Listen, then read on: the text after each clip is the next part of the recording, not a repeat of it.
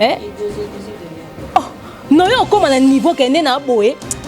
Non, non, signé pour la commune maman, sont pas tachés de presse à faire. Qu'il faut si c'est une façon pour nous, il y a un foot à ma BO, fallait à ça qui n'importe nata yoko salango. Ozomona, fallait les moussous mozo lobelé le côté or et marqua likamwati et marqua via trésor Congo. Na monique na somba qui a journée moko, tout y a 2 jours. Bon ba mini ke ko tira ko ça une semaine, to ba ki ça to somba te à moi.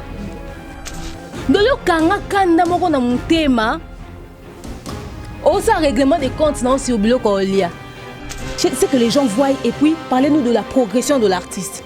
Arrêtez de nous ramener dans tant on met ma biso non à niveau tonton scol téménier. Tant niveau zone ici fait. Nous on les canabé musique pour ça un règlement des comptes il y a ex now. Ni ma trésor congolais ça. C'est exactement ça. Au Gabon dernier mutu mo ke ça que aux ont regretté biloko na pour ça nini so biso ya ozonga. On soit tous satisfaits ici causalité.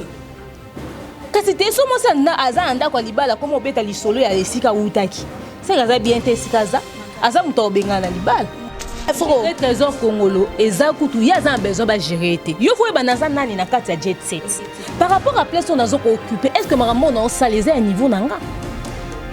Tout simplement, on va te donner au fait tout le respect que tu mérites en fonction de la façon aussi dont tu te comportes. Je pense que dans un coin de la tête de faire et c'est pas resté. Moi, le bac on a plein. C'est un collègue né maison mère. Oh, vous avez un collègue. Vous avez un collègue. Bah game soupe là. So il comme ça on a kendak. Coup d'internet coup to beta ko mingi maso papa avec eh. Il mon coup no za na actualité. Oh yo sala neza ni buzz. Il bon ça buzz. Ah tonton Kabose yo bongo. O ça buzz na comme ya ancien collègue no ya wenge. Ah, na comprendre. Ah, vieux papi bonjour. Vieux nous a quatre les questions. Na nera TV vie. Parce que vous voyez même toi démarrer ancien collègue même. Soyez pas elle est pour dire Kabose mobile ya bandumba. Oui, d'accord, faire égaux la succès si la zoyo kanate yemoko nanu mutazolo ba na actualité. Na actualité na lebo chulu en actualité. Yemo kena no wapi. Kabose, je te respecte pour ce que tu as été dans Maison Mère. Mais fous la paix à papa Hervé avec son histoire de chanvre haute. On a preuve. Tu as pris tes musiciens. Mais si tes musiciens étaient bien dans ton orchestre, ils n'allaient pas quitter. Et pour qui ne sait pas que les musiciens quittent les orchestres comme ils veulent. C'est important. L'orchestre, non. Musicien, mon qui est dans le niveau. Attends, papa Hervé ça. Mais le choix est clair. Abonnez-vous massivement à Wandé Source, qui tape dans le terrain, à récolter vos informations et à vrai, s'il vous plaît. Donc, Total Afrique Info, Info et Afrique Bimaka. Info et Afrique Bimaka. Bana King, Bana Dar es Salaam, Bana Poto, Bana Mokil Mobimba, Site FM Moko, Afrique Info avec Franck Semaï, Yandankala, Twende. X-Bass, Marandura.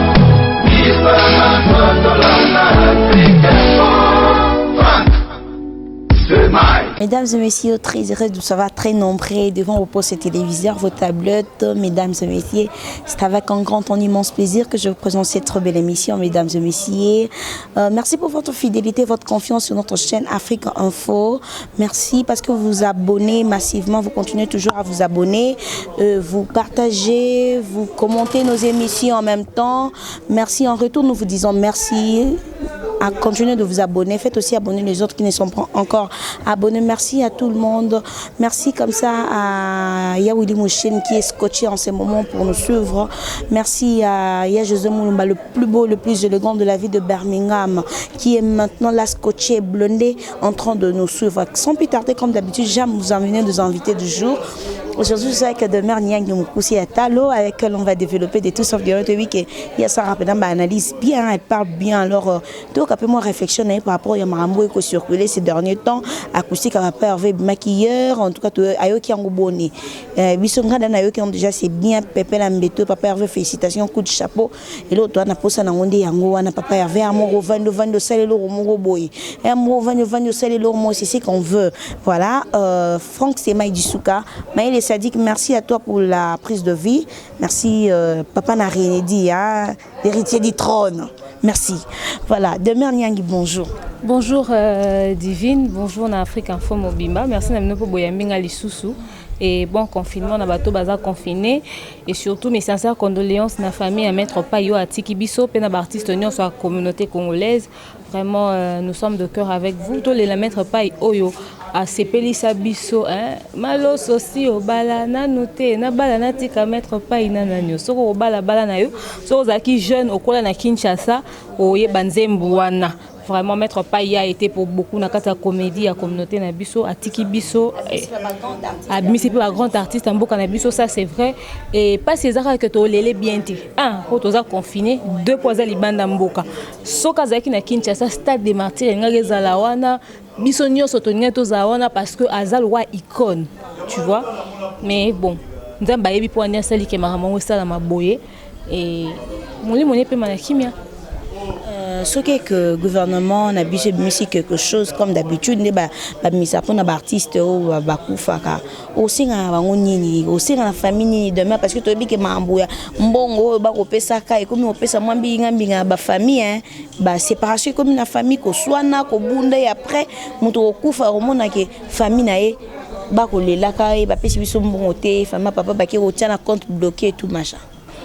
Au fait ba famille na biso soki bo mona ki elekaki na famille Dadi di Kambala na matanga pululu ba famille ya papa na biso mangwa on a senga bino ezaka bino bozata modèle boza exemplaire wa kufa za bino honneur obo pesa ina simaliwa na e o représenter obo banda ko kanisa pona de son vivant ezate to quand on dirait donc liwa na soulager bino. On dit c'est pour vous c'est bon débarras. Tout ça vraiment on a besoin d'ango et bon les lives c'est pas parce qu'on a confié musique moyen on rapatrier corps exact toni ninde ça que matanga ça manandenge c'est vrai qu'on est confiné mais malheureusement on a mis mais honneur au beau pesa attends nous moi bande ko panzi on bazo kita bazo moi image bazo ngaka na du positif concernant la famille gouvernement est à la paix bana mangwa tiki bana et o akoko bakisa pour que ma ramène se observe les cas bien et surtout survie à ban après et surtout après confinement et aider bango toujours et artistes aux comédiens certainement que ça la programme il y a qu'on se recueillir jour moko pour n'envoyer partager moment qu'on partager moi liloba pour n'endenge mangwa zaki pour ne bébé parmi toi baza manzodi msou babime pas mangwa zomona ba okuta na certainement ça matanga so il faudrait tous à la wana benda moi bilili poto ko relayer information bato diaspora pe mona que to tigala maboko kangamate pourquoi to la possibilité okuta na to zaki quand même mona et au ça la plaisir. Ça a plaisir, courage, na famille ou peur d'être cher na bango artiste et comédien, même biso mona Congo, de perdre vraiment icône il y a théâtre congolaise donc en tout cas ça fait très mal et nous avons consoler amitié ma bateau consoler amitié manabino bano batikali un clin d'œil spécial comme ça c'est lui qu'on appelle José Moulumba le plus beau le plus élégant de la ville de Birmingham monté ma maman béni penda Barcelone maman na Raven en tout cas depuis Birmingham mbote na bino mbote ya José non domine l'esprit un Canadien qui se respecte pourquoi pas comme ça Jean-Olivier Keba de Londres mes salutations à toi voilà nous continuons avec Demer Nyang Demer Otaki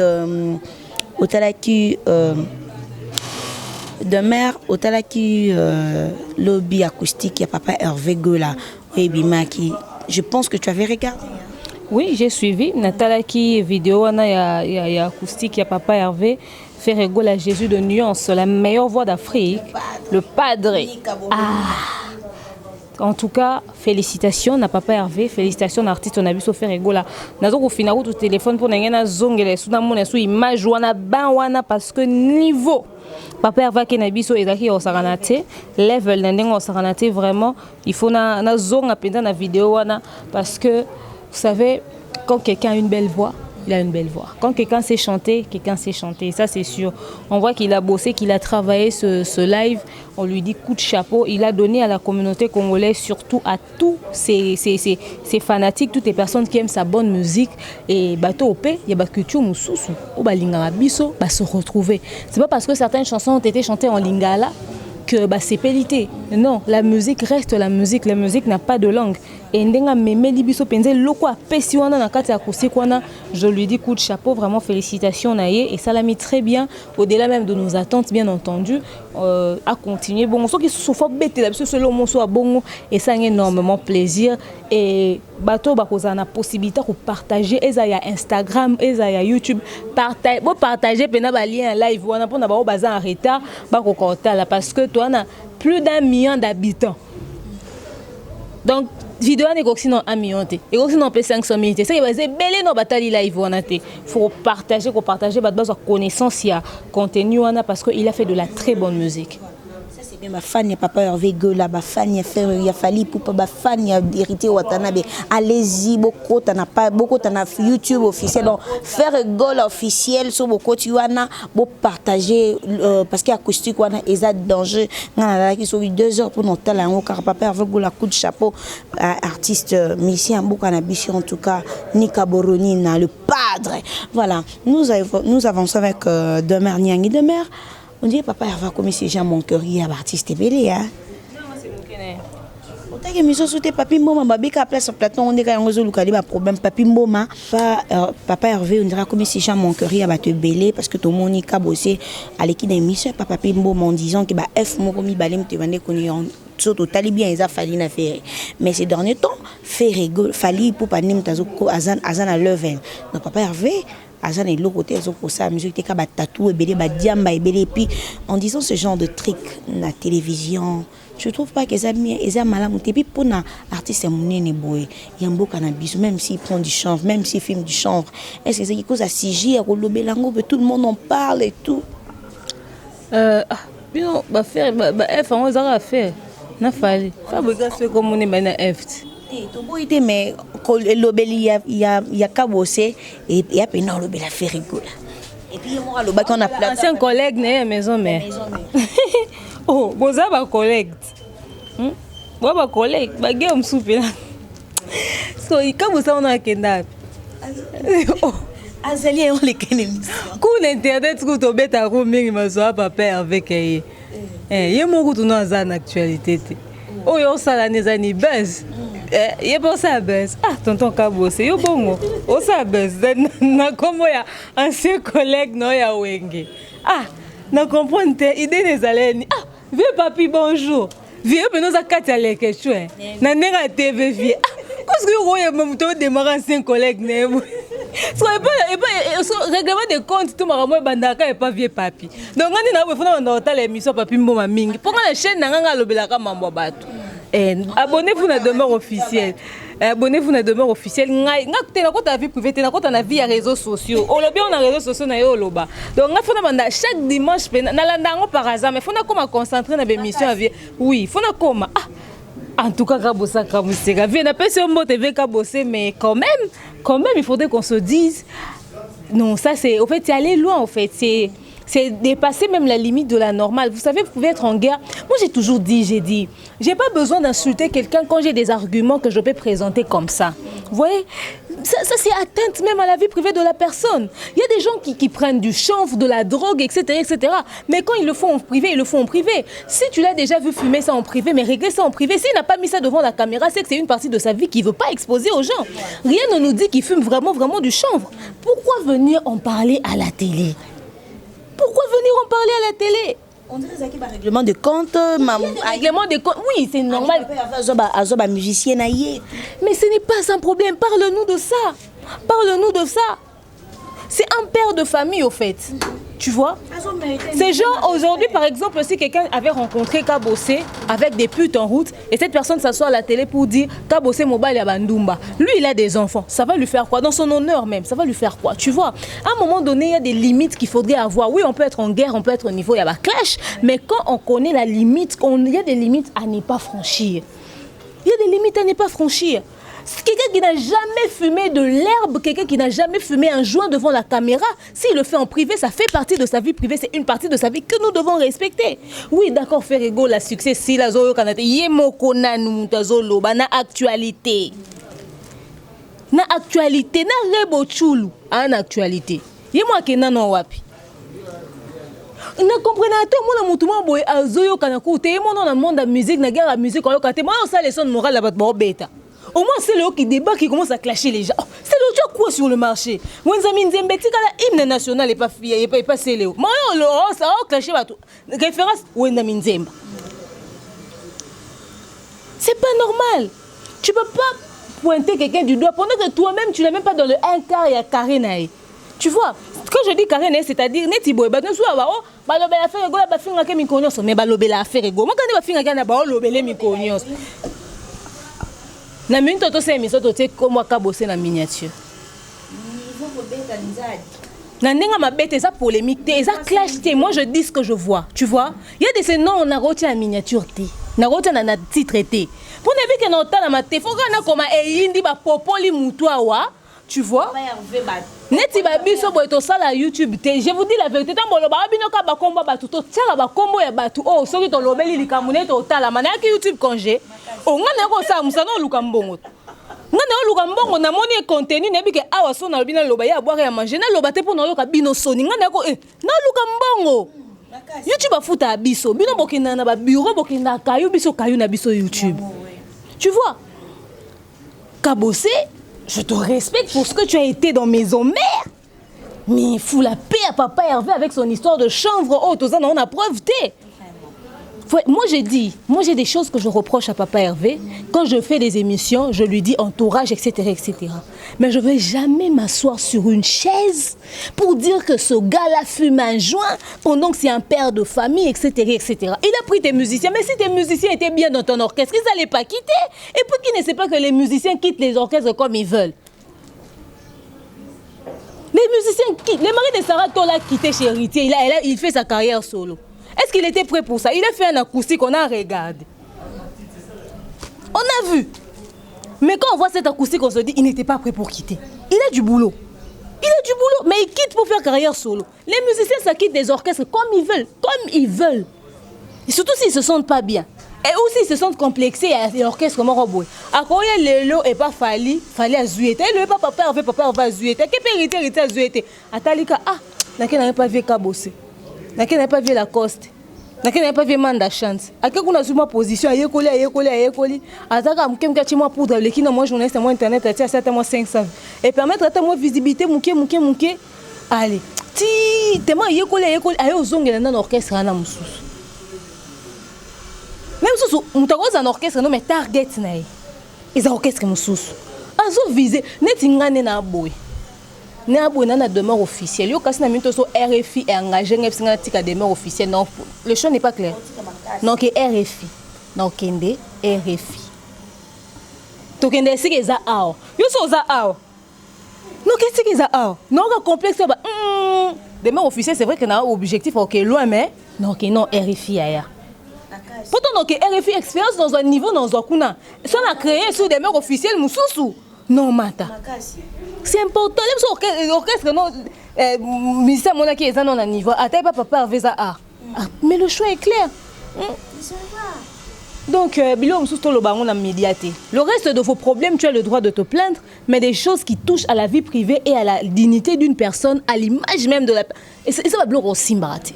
Elle va bloquer aussi maraté. Donc voilà.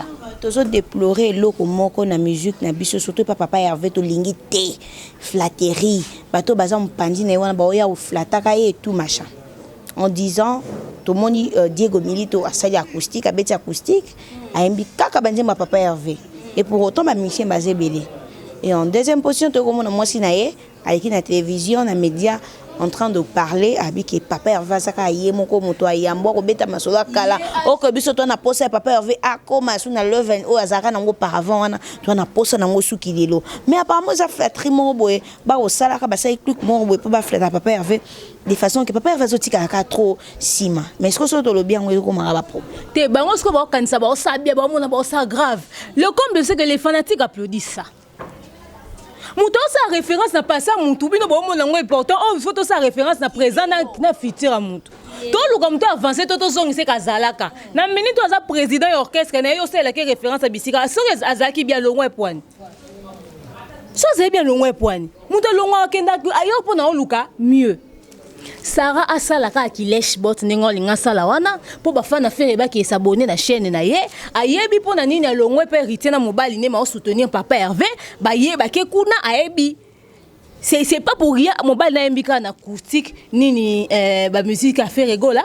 Ça prouve à suffisance que azolinga ba s'accrocher na faire rigola pour ba soutien ya ba tout ba soutenir na jet set et ça nango mabete ba ko zoyer parrain, ce n'est pas mauvais du tout, c'est un choix, mais tu vas pas dire que ngane na zarabo na zala au milieu son na mon injustice etc. Biso kunde to rolo ba bon poni tingata na boto na lobby que papa Hervé a sali bien nenga yembi nena lobby bongo afutanga ayo longola ngesika futanga tindela ngesumbongo te.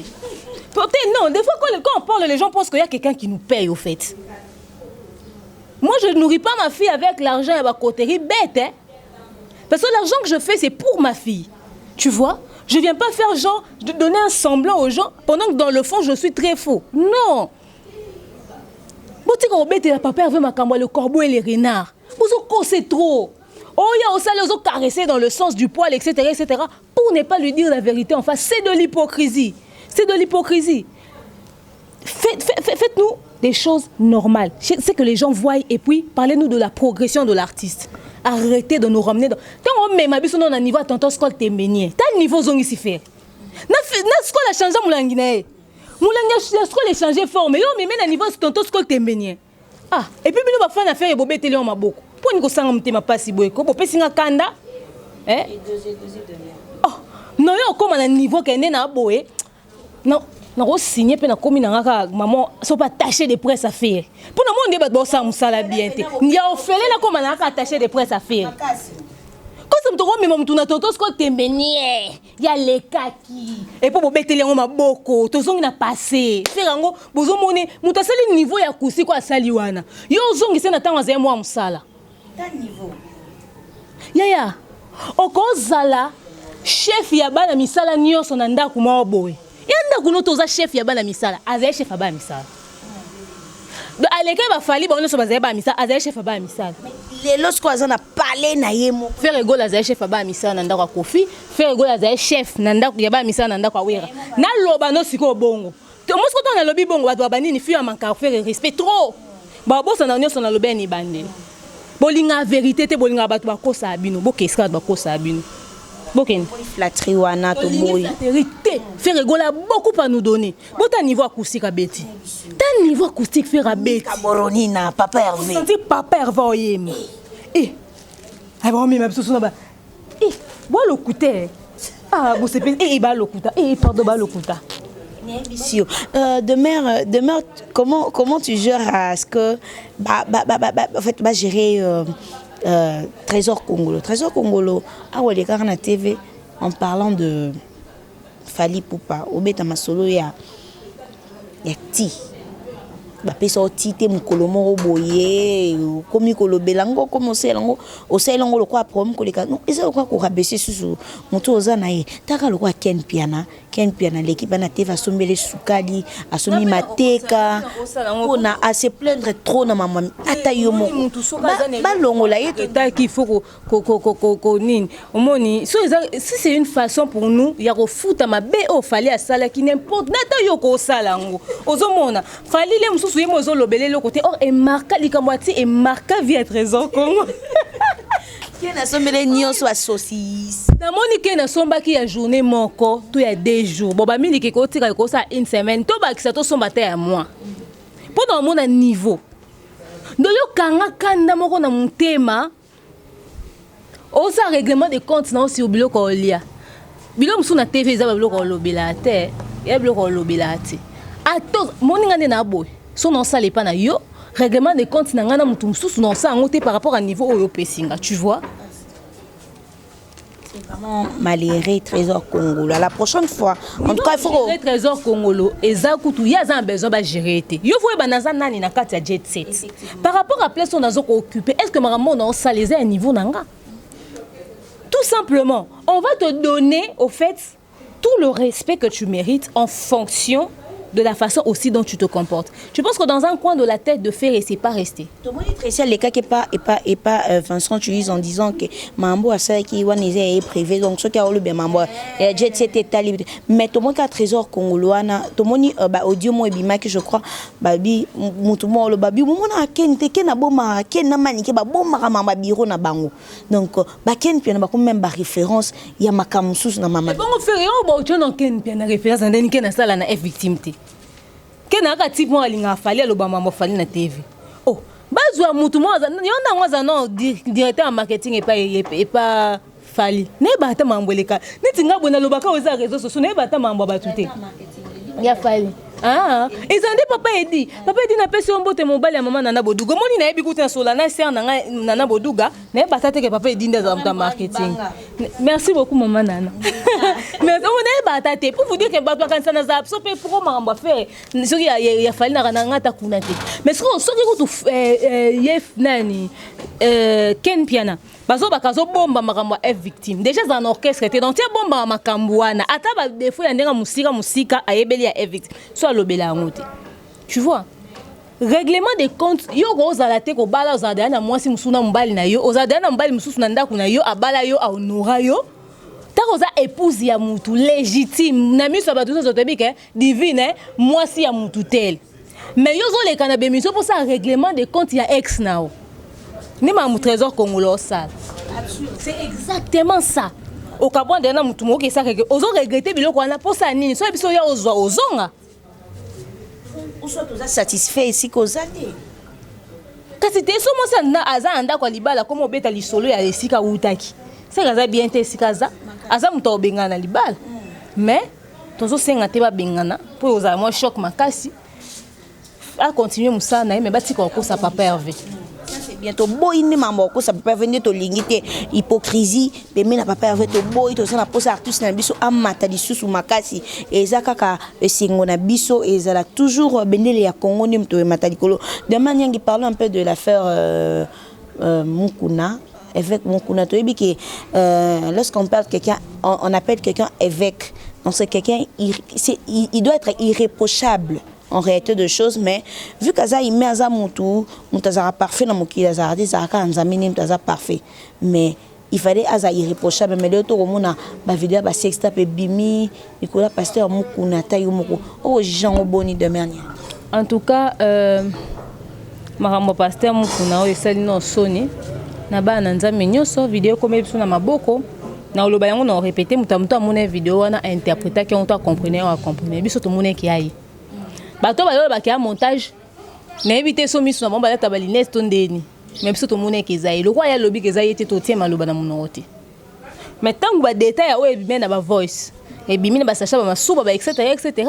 Confirmation déjà que papa na kufa eza vraiment papa wana ndupanga météo existera vraiment donc ba détail wana plus sacha masuba et confirmer na ngobiso mais le problème avec ça c'est que Papa Mukuna est d'abord un serviteur de Dieu avant d'être un politicien. Il est tellement cité dans des choses pas trop simples, pas trop bien, pas trop supportables sur la toile que tant à Salibongo, c'était genre un débordement, c'était genre... Hein? Et l'équipe limite quoi, tu vois, et l'équipe limite. Mais après, en tant qu'homme de Dieu, en tant que politicien, il a choisi de nier les faits. Ce n'est pas un problème, on le lui accorde. Mais il doit savoir, il y a des gens qui ont dit que lui-même il a dit ba Congolais kutu ba boy na bango kondima likamwa na nga na sali ba direct plus d'une fois. Et Nathalie be ba direct abatu. Ba Congolais ba bengi na téléphone, baza d'accord na ngote. Mutazo lo bato bazo baza montage, soki keza montage sur 100% ba 2%. 98, bon le bakeza mais fallait qu'il présente des excuses et qu'on passe à autre chose parce que comme ça on allait respecter son combat. Mais comme il le nie et créer doute na kati na biso kutu mutango yozo démarrer ozanga na yo liaka ne o baba bete maboko en église au changer langage comme au supporter nini position actuelle ou nini gouvernement actuel ezawana kutu soki pona yo ke ye kaka ndem taza na pouvoir c'est que to s'en prendre na tonton Fachi et non ye le muto yozo démarrer on a kili mais le ko là Congolais ko ba o waza 2% ou 3% non besoin de soutenir que ça qui montage ba mso ba nga de meilleur bino besoin comprendre te yazo bundela mboka to ko poignarder te soka sa sali mabe to tika ngo pembeni to banda ko loba bino besoin mona ka image politique le ko la biso to zalara soki mutu moko azana courage a kotelema ya kobelela o effort mabe moko bozo le kana mboka biso nyonso to roza to moni même mabe wana mais le ko to c'est incapable aussi ba caméra liboso na biso to sa ba vidéo to loba yango le que to moni mutu mo ata mutu na zo sa mabe ndenge ni faut to betele ka maboko po yaza na courage o loba mamu na mboka ils ont un sens parce que mutu ngo bunda mboka pe faza exemplaire pour ça que ça na ba dérapage à lolenge wana c'est que ça comme na place ngo so linga za na mboka c'est comme ça bisoni c'est comme ça bisoni ozomona. Donc, et le connaît sali pas si mingi, alors que ça a été, on le lui accorde. Mais moi, pour cette histoire d'éveil patriotique, avec quelqu'un qui ne sait même pas assumer ses erreurs, je ne suis pas dans ça. Je vais faire mon éveil patriotique seul, dans mon coin. Quand je vois le mal, je dénonce ça dans mon coin. Je peux faire un direct, je dis les gens appelez, donnez-moi votre point de vue. Je mets ma chaîne à la disposition de tous les Congolais. S'il y a un truc qu'on doit dénoncer, on fait un live, on l'appelle, on dénonce ensemble, c'est tout. Mais je ne veux pas me mettre quelqu'un qui ne sait même pas nous dire haut et fort, voilà j'ai fait une erreur, je suis tombé, je présente par mes excuses, je me relève et on continue le combat ensemble. Quelqu'un qui ne sait pas reconnaître ses erreurs, en tout cas s'il a commis cette erreur bien entendu, dans son éveil patriotique, je ne suis pas dedans. Hein. Nous tous nous aimons ce pays. Il y a de ces gens qui pensent qu'eux ils aiment la RDC plus que nous. Nous qui subissons les problèmes les plus sérieux du pays, nous vivons à Kinshasa. Tu vois, $, est comme à 18,5. Tobineni Nicolas Foufoué mati plus $1. Tobineni Nicolas Semoule mati plus $1. Et toi, on a la responsabilité, banda, kuba charge, etc., etc. Tu vois, on se casse la tête, on se casse la tête. Il y a des gens qui sont impayés, il y a des professeurs qui n'enseignent, il y a des entreprises qui ont fermé parce que dans la ville et à un moment de confinement. Bah, autre côté, ça monte. Des difficultés aux les canambo cannabiso financièrement, niveau éducation, niveau santé, à tous les niveaux on connaît ce problème. Mais c'est pas parce que de fois qu'on voit, on dit rien que ça nous choque pas. Mais c'est pas parce que quelqu'un a eu le courage d'en parler et qui fait des bêtises qu'on va pas le lui dire non plus. On n'est pas prêt.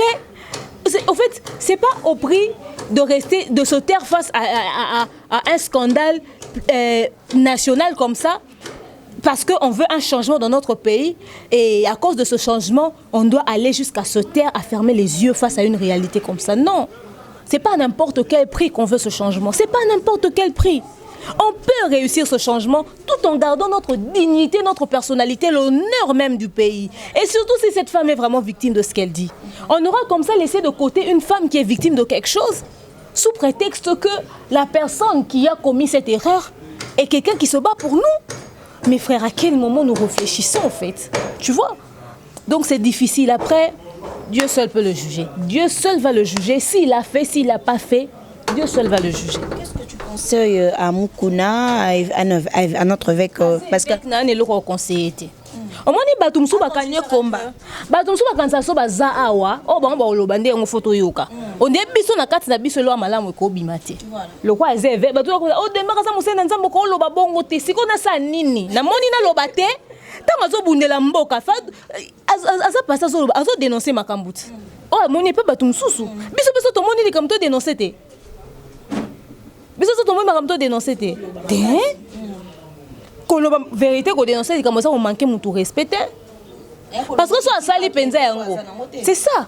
On a le mot les titres qui avec na manqué respecté, tu vois. On a na lobby conseil de pesa qui bisonio sur zaki ka que au sale yango ya ka présenter des excuses et puis je reconnais j'ai péché, je suis tombé, je vous demande tous pardon. C'est une vieille vidéo mais le combat que je fais est vrai. Je suis honnête dans ma démarche. Alors soutenons ce combat. Ennemi a cause à bisoter pour les locaux et bimi parce que mon tournoi son avis na yé a un moment de faiblesse. Ma faiblesse n'a rien na bomoni. Mais abatum susu bomonité. Alors donc ensemble to unir ba force pour nous réussir combat oyo. Que to c'est tout s'attarder na problème na le quoi bomoni za faiblesse na na bongisa. Mais a plus important za mboka na biso. C'est tout. On a comme ici église, a comme ça église tribune politique.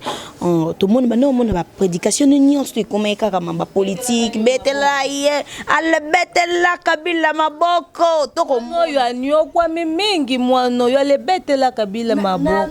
Na zako bisa oko na visio metu lorsqu'il dit ça. Donc et comment le la tribune politique mais uzakubona ziko tuzakuloba ziko yo tuzakuloba. bandeko nyonso basala na nzambe bokoti na politique boza obli et puis bino ba fidèle en boya ki l'église yo ya ko luka nzambe l'église to ya ki politique l'église nga nazo comprendre te tine wa ya ko bet yo na bible o ye mon pasteur ana obeto maboko atangisa yo alobi lokumu nyonso ezonga na nzambe ali yo zuma boko na yo beteli yango individu na kati ntonga ya kolo esiko yo ko tombola maboko likolo po nzamba pambola yo ata ko babi toute autorité vient de Dieu yango nzamba lobaki na ndaku na to kumisa mutu. À l'école, les gens vont dire ça, les gens vont dire, toi tu as quelque chose personnel avec Moukoun. Vous tous, à chaque fois qu'on parle de quelqu'un, vous pensez qu'on a un problème personnel avec cette personne. C'est qu'on a des problèmes, nous tous. S'il faudrait parler de quelqu'un, avoir des problèmes personnels avec cette personne-là. Église des Essis, quand on a bino, il y a un parti politique. Joseph aussi, il était dans la Bible. Il a servi son pays, il était soi-disant gouverneur. Face à la femme de Potiphar, il a fui l'impudicité. Joseph a fait la politique, il n'a pas fait taper, il n'a pas dit aux gens de taper les mains en pleine église. Pour qui c'est mon président, roi d'Égypte, Potiphar. Atira la sabatu de bobe la Potiphar maboko na kati église en plein culte. Toyoka likamwana te na kati la Bible. Bino bo se référer à la Bible. Maintenant makambo bon on peut se référer. Hein? Ah, et ça fait trop mal parce que tout le monde a un pasteur, un politique, ça fait très mal parce que biso attendait au cours de la choix. Même Bible ne suit pas deux livres à la fois. Donc ne soyez ni chaud, ne soyez ni froid. Donc soza mali mali, soza froid soza moto. Et même si attendait au cours de maman biso parce que la politique c'est du mensonge de mère. Donc pas parce que bande ko tourner to ko maman lo ba yo la politique à ma bien. On continue la politique, donc sûrement politique est le kuta. Donc un pasteur. Au comme il si comme mon hiver, yo ce qu'il faut le baka qui est rouge po. Yo ko lembisa maboko te face à munguna. Ta réalité politique ya ngwana. To lembi sextap, to boy sextap, to boy affaire bana biso bana posa au ban éducation à malamu, bana biso bana posa au mona avec tout le monde à tout monter. Alors c'est pas trop bon. Alors de mère nous sommes vraiment à la fin de notre analyse. Qu'est-ce que tu peux dire à la fin pour conclure ni plus tes salutations rapidement pour Toshi? Tout ce que je peux dire à nos frères congolais c'est que tout ce qui se passe dans notre communauté doit être quelque chose où il faut réveiller conscience nabiso et pour ces biso to chercher encore davantage et surtout total a vraiment ce qui ne va pas dans le pays et que chacun dans son coin tous élaté que battement batté les mapapa loba biso surtout on a part de responsabilité nabiso na makambozo le kanamboka donc tous élaté que mutumoka telema loba yo siko ozali soko za possibilité osala loko sala ozomona likamoti que la mutuma recharge nde yango ezosala ke tozomona ka on dirait que yenda zaka la bouche autorisée ceux qui to lembisi au simba te foka yenda loba or changement na tango roya et oya ka pas muto alobité changement na tango ezoya pour na biso nyonso alors le problème du pays est un problème de tout le monde ça nous concerne tous donc voilà. Motivation na nango quand même tout soutenir et est-ce que à comment on tina souka de mère il y a porter ba plainte na ninga porter plainte contre bon où est-ce qu'on règlement des comptes aux monde où est-ce que ça problème na yé na mutuana wana bossa mamna bango n'habite sur na carte plainte ngo a présenter ba problème ya mboka n'habite sur la justice on va tout na ye makamamboka n'habite plainte ngo eza constitué na nini n'habite son ngane na zaboé na ko telema na ke porter plainte contre Fachi na bi Fachi yebi biloko mboka Fachi zo sa mboka mabeba professeur bazo ko futa mate na ko porter plainte contre yango et que na réunir pe ba preuve so pe ba considérer son nini to il faut za la gouvernement na habite ndeni le kana niveau na nga penza mwana na comprendre yango te mais donc zo loba les journalistes a posé question lobby yozo loba ozo s'attaquer na individu tozo s'attaquer na système alors le système des individus wana n'habite na niveau justice on doit koma mamwesa mandeni mais obiso to lobby ezaka soki tozo bundela mboka to sangisa ba force na biso nyonso to bundela mboka wana mais yeso kaza na besoin ça ba règlement de compte na ye personnel na muntu wana atika ko tia population ado. Parce que apparemment c'est ça le jeu. Comment hasard problème mututé l'habité. Il faut natia batunyo son asimananga en leur faisant penser que yali kamwa ya mboka nzoke sali kamnanga mona mutuana. Tango za na appui à population e boke kuna nzoke c'est règlement de compte nae. Pour baza que sika mo balia que sika mo roti. Ye yebe ba vérité na nyonso to ba bande kolia. Pour anya lobete. Ah, je dis ça, je dis rien. Nous sommes à la fin de notre émission. Demain, il y a un peu de mbote, Missa, tout rapidement. Mbote na mino so bolinga rangai, mbote na Vanessa Airwig, ma sponsor, mais ya mawete et surtout Cynthia Kapachi, bon rétablissement na yo. Maman Evelyne de Lolo, bisous à toi. Merci beaucoup dans la demeure Team Mobimba. 10 000 abonnés bientôt, bon s'abonner ma casse na ndeng en sakanate. Merci beaucoup.